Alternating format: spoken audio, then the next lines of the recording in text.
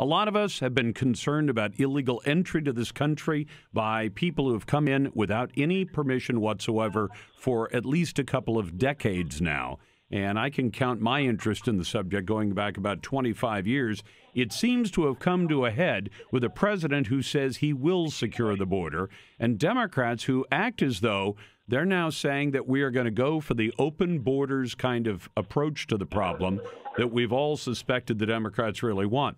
Frank Gaffney joins me now, founder and president of the Center for Security Policy in Washington, D.C. Frank, it's good to have you back on the program.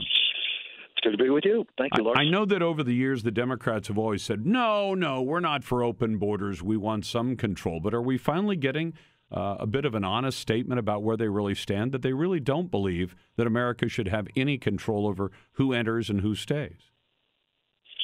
It sure seems that way, Lars. I know there are some outriders who are more responsible and, for that matter, just plain sensible, but it has become sort of the standard in the Democratic Party now, I'm afraid, and I'm an old Scoop Jackson Democrat myself, so I take no pleasure in saying this, to essentially embrace the most extreme open borders policies that have been advanced by anybody, certainly in recent memory.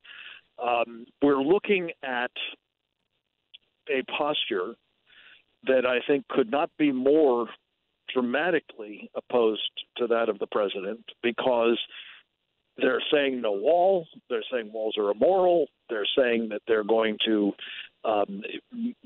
continue to interfere with law enforcement that is involved in trying to enforce our immigration laws, internal laws, by the way, not just those that are, at the border. And the cumulative effect of this, Lars, as you know, you've been all over this for years, is to have a magnet effect on still more people who will come here confident that they will be able to get amnesty, they will be able to get, at the very least, some sort of refuge and all of the financial and social and educational and welfare benefits that go with it. Yeah, and the fact is that given that we did this once before, more than 30 years ago, back in 1986, when the Congress pressed Ronald Reagan to sign an amnesty, and he regretted it later.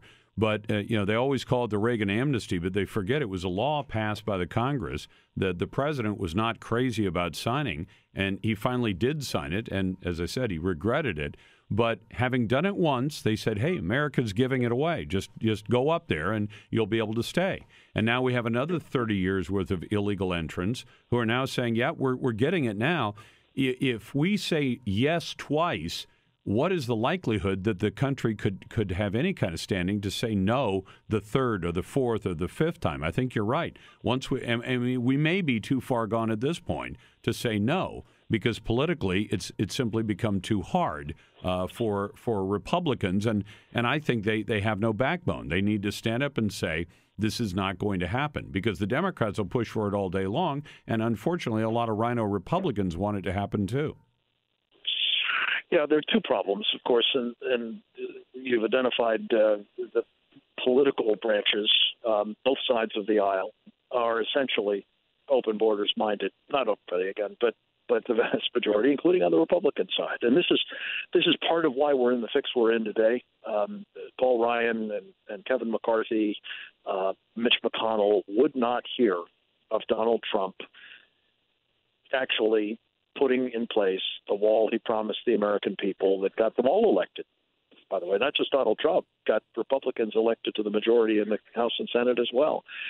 But the other part of the problem, which mustn't go unnoted, is the judicial branch has increasingly become a political arm of government as well. And you have branches within that branch, you have individual judges who are imposing their fiat nationwide, usually to the benefit of illegal aliens, to the benefit of people demanding amnesty, to the people opposing the construction of the wall, and so on. And now the national emergency, of course, the president has announced to try to get this thing done.